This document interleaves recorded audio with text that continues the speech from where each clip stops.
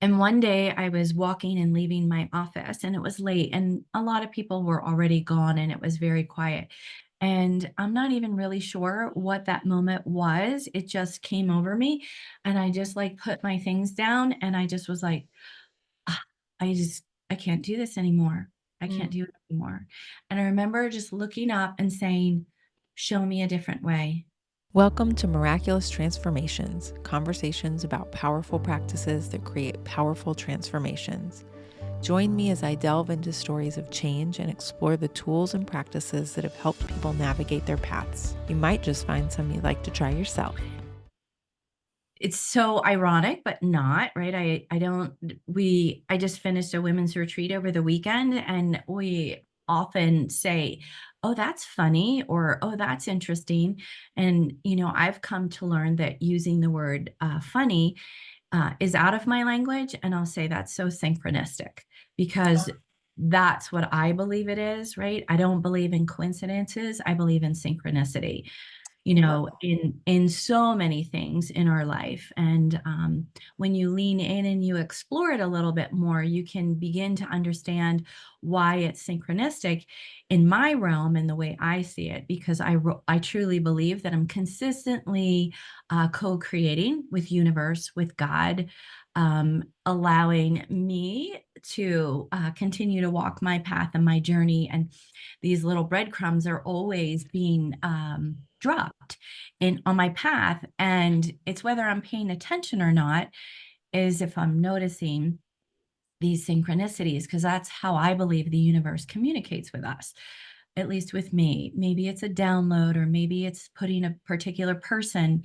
in my life, or a particular experience unfolds, or maybe I'm thinking about something and then it just happens. So I love to see that. And so I use the word synchronistic. And I was just sharing this story over the weekend, and then you posted this, and I was like, oh my goodness, this is crazy. But right, not it's synchronistic.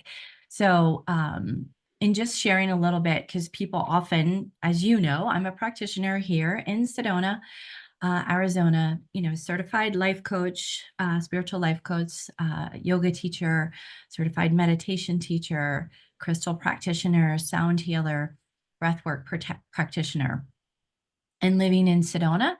This is the most wonderful place to be able to share these modalities. But that wasn't always the case for me, because I'm born and raised in New Jersey on the East Coast. Completely different energies, completely different everything. Um, you know, Born and raised with the philosophy and the paradigm, like, you must work hard, you must get the good corporate job, you must save your money, you must put it in the bank, and one day, if you're lucky, you will be able to retire and then do all the things that you want to do. Mm. Yeah. Until you start to realize that that's not really your truth. Mm. And so leaning in and noticing why that's not my truth. And so I just believe that that's what I was programmed and conditioned from my parents, because that was their belief system.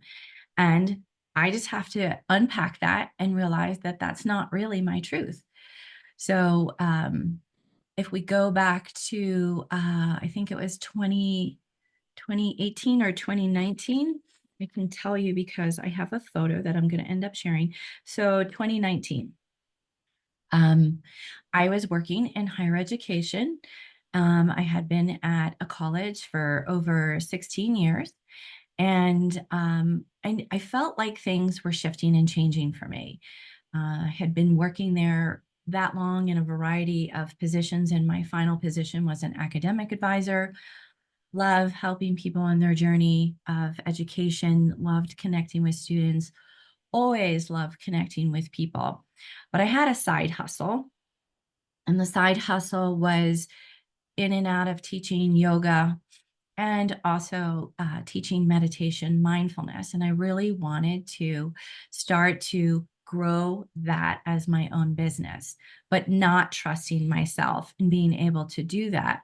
And at the time, I was a single mom, um, raising three young adults. Some of them were pretty self sufficient, two of them were not self sufficient. So, being able to provide what I need to provide as their mom and just continually hearing it's time to make a change. Mm. But it's very difficult to lean into that when you have that job that supports you with all the things and you know it's working, because then you're pushing yourself outside your comfort zone. And although I know from my own personal growth over years, you have to lean into the discomfort in order to grow, but also, like, well, where does the money come from? And Mm. where do the benefits come from? Where do all the things that I need in my life come from? Because this is safe over here and this is the unknown. And I used to work pretty long hours, and I just never felt probably fully respected, understood, and then had this side hustle doing these things. And I wanted to flip. I wanted to make my side hustle my full time job, and I wanted to be able to leave the full time corporate, well, higher education. And one day I was walking and leaving my office, and it was late and a lot of people were already gone and it was very quiet. And I had my arms full of my stuff, and I used to drive an hour to work, and I walked outside my office, and I'm not even really sure what that moment was. It just came over me, and I just like put my things down, and I just was like, "Ah, I can't do this anymore. I can't Mm. do it anymore." And I remember just looking up and saying, "Show me a different way. Show me what I'm supposed to be doing. Show me a sign if I'm supposed to leave my job." I And just got chills. yeah, I know. Me too, still to this day, right? And I had always been following Gabby Bernstein, Okay. um, who always talks about signs, following these little universal signs that come from the universe, and literally communicating with the universe like I'm communicating with you, right? Mhm. Asking for what you need, showing that you want to make a shift, that you're co-creating here. And I literally said, "Show me a sign." And then I don't really know why, but I said, "Show me an elephant. Show me an elephant if I'm supposed to leave my job." And it's not like I had this great affinity for elephants. I mean, they're beautiful and everything, but that's what popped in my mind and that's what came out of my mouth. And then I just stood there and just was like, okay, it's out there. And I got in my car and I drove home. And I remember later that evening, I was on social media, and a friend of mine had written a book and she had it translated into Spanish. And so I clicked on the book and I was like, oh, like celebrating her. That's great. You wrote this book and now it's translated in a different language. And I think the link took me to whether it was her website or Amazon. I don't quite remember. And then you could literally click on the book and some of the pages would flip. Okay. And of course, when I'm sitting there, the page turned and here's an elephant on Of course. one of her pages, right? Okay. And I paused for a minute and I was like, "Oh, wait a minute," right? That's the sign that I just asked for. But me being me and the thinking mind coming in, I'm like, "Oh, that's just a coincidence." Right. And notice earlier I talked about coincidences and synchronicity. And this is where it's like I've been practicing it for so many years now. So I was like, that's just a coincidence. That's not really true. And it was like this little seed that was dropped and was like, just pay attention. And so I continued on my quest because that really wasn't like, oh, tomorrow I'm going to go in and I'm going to quit my job. Right. Right. Yeah. And at the time, I was also doing an additional mindfulness class at a yoga studio. And I don't You know were if it, teaching it or taking it? no, I was taking it additional, taking a class. And I remember it was at a yoga studio. And I don't remember if it was that same week or the following week, but I was in the studio And I was sort of cheating, and I walked in and I was like, oh, we're in a yoga studio. There has to be elephants in here. And I was like looking around and I was like, okay, that's like not really allowing it to happen. That's making it happen. Right. So I was like, oh, I don't see anything. We sit, we do the whole class. I remember it's 2 hours, a group of people. And then the instructor says, okay, we need to fold up our chairs and put them in the closet. We're folding the chairs. I'm just kind of standing, waiting for people as they're putting their items in the closet. And before I even knew it, my hand reached up and there was this elephant garland that was hanging around the closet door that I hadn't noticed before. Okay. And my hand is now holding this elephant garland. And I look at it and I'm like, oh my goodness, here's another sign. And I really, like, even now, I just felt it in my body. I was like, wow, this is truth. Like, this is starting to show up. But still, again, not trusting, and my mind telling me like it's a coincidence. And I let it go. And then I know it was at least a week or two later, I traveled to Dallas, Texas for a conference, a women's conference. That's 10,000 people in a whoa. yeah, 10,000 people in a stadium. Her name is Rachel Hollis. I used to follow her pretty religiously. She has a few books out, inspirational, motivational speaker, giving you tips, tricks, tools, trades. And this is, what I've been in for many, many years in my life. And I'm sitting in this arena, and I had gone by myself. All these people in the stadium. She has a opening speaker. Her name was Jen Hatmaker. And I knew Jen because I had followed her somewhat on her podcasts.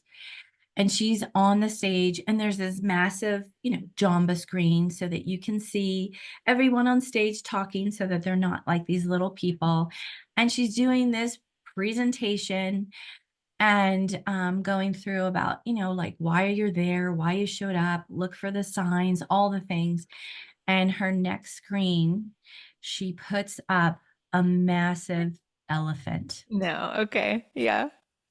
Massive. It's the size of the Jamba screen. Nice. I'm sitting in the audience and I'm like, no way. And you're by yourself, so you can't be I'm like, by look at myself. that, look at I that. know. Nobody. Yeah.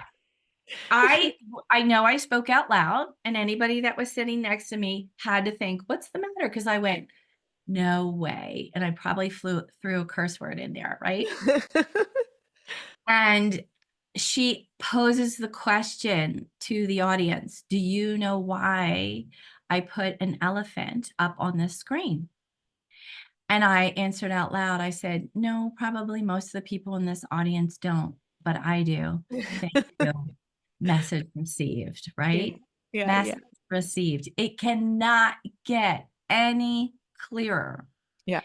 And so I took a picture of that elephant. Well, it was a herd of elephants. And here they are, if you can see them. Yeah. That's Yeah. the screen. And this was July 19th, 2019. And she proceeds to tell about why she has the elephant up on the screen, which has resonated with me to this day on possibly why I verbalized that I wanted an elephant to appear.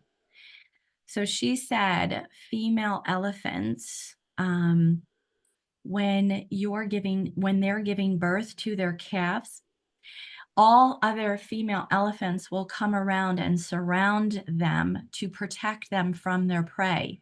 Oh, that's beautiful. And they will stand with their face and their trumpet facing out so that they're on high alert if anything were to come and attack her giving birth, to Mm. protect both the mama and the calf. And then when the calf is born, they all trumpet in unison. Whoa. Really? Yeah. And Eunice, that is so cool. Elephants are so cool. And they're so smart and they're so intelligent. And, you know, what's so crazy is when I look at that, number one, I believe in community. Number Right. two, I believe in the power of when women, females come together. Hmm. Mhm. And number 3, I know elephants love sound. Yeah, And all of these things are so significant to me in my life, and totally. it was a clear sign, and I was like, "Okay, I've received the message." And I believe within a month's time, I had given my notice, and I had left my job, and I was so empowered at that point and so standing in my truth that I knew that the universe was supporting me. And, yeah, it does feel shaky, and I mean, I'm not gonna sit here and say it was super easy, but typically things that we want and things that we wish to change in our life and things that we want to grow, are not easy, but I am an entrepreneur. I did uproot my, life, and I did move to Sedona, Mm. in 2020, which was a year later, and all of these things, it's just something that I can look back on now, and it's not funny, and it's not ironic, and it's not a coincidence. It's synchronistic. Totally. And the fact that what you said about animals, I mean, about elephants, Yeah. loving sound, I mean, that was like even a sign way out in front of you Yes. becoming the sound practitioner because that didn't happen for a couple years, right? It happened in, 2020, so a year later, Oh, but that okay. yeah, but that I mean, it was always on my radar because I loved going to receive my own sound healings, Mm, but that download came to me after my mom passed. mm, And that was another thing that isn't ironic and isn't, funny. It's synchronistic.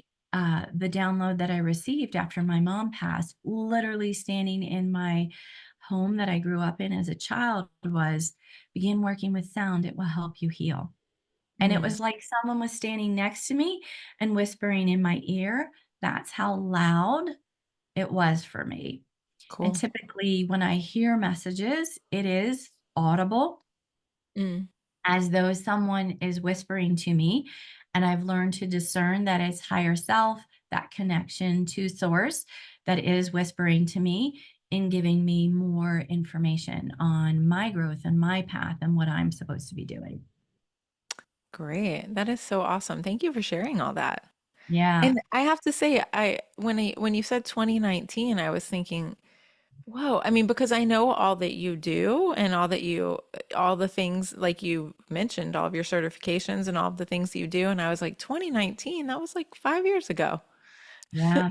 How It's quickly it's all Yeah, unfolded. right, it all unfolds, yeah. I have been a yoga teacher since 2012 Okay.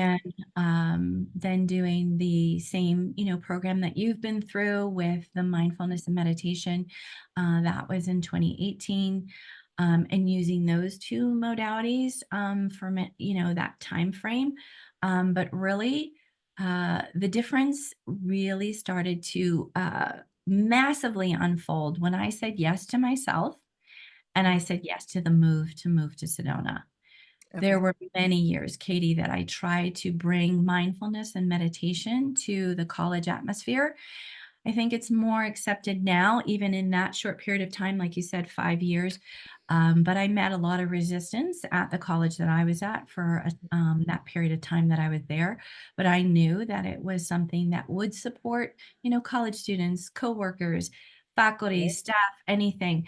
It just wasn't something that they were open and ready for. And you and I both know you can't make someone, it has to be a yearning for it. Right. Yeah, totally. I Um, think trusting and surrendering is really important. Um, and also in my own evolution, your intuition is within you, right? And I know that I didn't trust my intuition for a long time. I think it's something that many of us don't know that it exists right there. And so, intuition is for me like that initial guttural reaction, like, oh, yeah, I want to do that. And then this comes in, and it's like, well, how are you going to do that? And what's it going to look like? And what's the reason? And what's the timing? And all of the questions, instead of listening to that initial guttural, yes, I want to do that, and that feeling that comes within, um, and now learning to sort of trust that And that's there to show me that path, or whether it's that relationship that needs to be created, or that course that needs to come about, or that connection with another person, or whatever it is. Um, we always go to the thinking mind, and I'm not necessarily sure that the thinking mind is what we're supposed to be totally trusting. Uh, Mm. and you and I both know that when we can sit and we can be in the silence and we can connect easily to that higher self as we strengthen that muscle, those things can come in pretty easily. And then Mhm. we know the why, the how, the where, all of the questions that the thinking mind comes in. But Yeah. it's not I as easy. just Oh, go ahead, sorry. Yeah, oh, no, it's not as easy in today's day and age, because there is so much information out there that's being bombarded on us, and we have to discern what is our truth and what is, like, everyone else's truth. Yeah. I just did a little video where I was listening to a podcast, one of Alex Ferrari's podcasts. He does, I think it's called like, I can't remember what, higher level soul or something like that. But he made this comment and he said, and I'm not a religious person, but I don't necessarily think of praying anymore as a religious thing. I used to associate it only with religion, but now I think of it differently. But he said, prayer is when we speak to God, and meditation is when we get still enough that we can hear what God has Yeah. to say to us, I've which heard that is, before. It's so beautiful. Yeah. yeah, so I don't know where he got that from, but I was like, yes, that is absolutely what meditation is. It's when you get still enough that you can hear what your higher self has to say to you, or what the universe has to say to you, or anything that's communicating. You have to get still enough to hear it and be willing to listen. Yeah, absolutely. And, like, literally, I've used the practice since that time of speaking out loud so that the universe hears what Mm, I am wishing to create. Getting clear, speaking it out loud. We've all talked about vision boards before. That's really great. This or something better. Thank you very much. I'll have more of that in my life, journaling it, really getting specific and clear. Because otherwise, if we're holding it inside, how does the universe know? How does your higher self know? How does source, divine? There's so many ways to define this. And as you said, I would consider myself more spiritual than religious, but I have a very, very deep belief in God and the connection that I have. And so many things have become very clear in my own life and in that communication back and forth with what I know to be my God, my source. mm, And that's the beauty, right? If we can all find that. totally. Yeah. Oh, thank you so much for sharing all of that. I really appreciate you sharing, sharing your personal story and just the things that took you through it, and how Yeah, you've come out on the other side and how it's impacted your life since then. absolutely. Love sharing. And yeah, it's just, simple takeaways here. It's just, what is it that you want? How do you wish to get there? And creating that compass, using that compass and that path on how you're going to get there, and then literally co-creating with universe. And I think you and I both know that it's also law of attraction. Mm-hmm. Absolutely. Yeah, getting in the energy of like staying in a positive place and getting in the energy of what you want, Yep. so that that's what is being presented to you and what you're Yep. noticing in your world and what's being drawn to you. Yeah. Yeah, The yeah, there's vibrational match. Yep. yeah. Absolutely. Love And it. there's so much brain science behind all that too of, I feel like there's a spiritual and metaphysical component to that, but then there's also the brain science behind, like, when you put your focus on something, that's what you see more of. That's Absolutely. Yeah. yeah. I think you and I both know that when we went through Sarah's program and she talked about, giving us an example, I just remember something as simple of, Hey, I want to buy a new red car. And then you're driving on the road, and every car that you see happens to be red because what you think about, you bring about, right? It's our thoughts and it's the energy behind them. Right. And, Katie, I sit and I meet client after client after client here for the last 4 years in Sedona. And for the most part, people are curious, which is wonderful. And that's how they end up in front of me. And I often say, there's no coincidence that you ended up in front of me. And then dispelling the woo that, people tend to think that maybe sound healing is or meditation is. And I'm like, no, there's a lot of brain science behind this. And I just give them just enough for them to take in, to digest, and then allow them to use that as their seed to plant and then just become curious. And then, maybe they research it more, maybe they go on to do more. Maybe that's enough for them. Maybe I see them again, but I see that that is part of my gift that I can share with them on their journey. I love that. Just the planting the seeds. I can that resonates with me because that's what I feel like I do with children, right? Yeah. Because I work with them, but then they move on. They grow up, they move on to a different grade or a different teacher or whatever it is. And but it's so much, planting seeds that will who knows what's going to stick and what's going to pop back in their mind that they'll Yeah, remember, or just once you hear something enough times, you become more open to it or whatever it is. So I feel like it's so valuable, it the is. seeds. And hopefully one day, as probably you pictured your students going, what did that lady tell me? And they reach for that as a resource, right? Yeah. That's sort of like what I envision in my mind's eye. What did that lady in that place say to me? Like, what is that? Or like your students going, what did Miss Katie say, when she taught me that? That's my hope, right? Mm-hmm. Yeah. All right. Well, thank you. It was really good You are to so welcome. It's so good to connect like this. I'd love to see whatever it is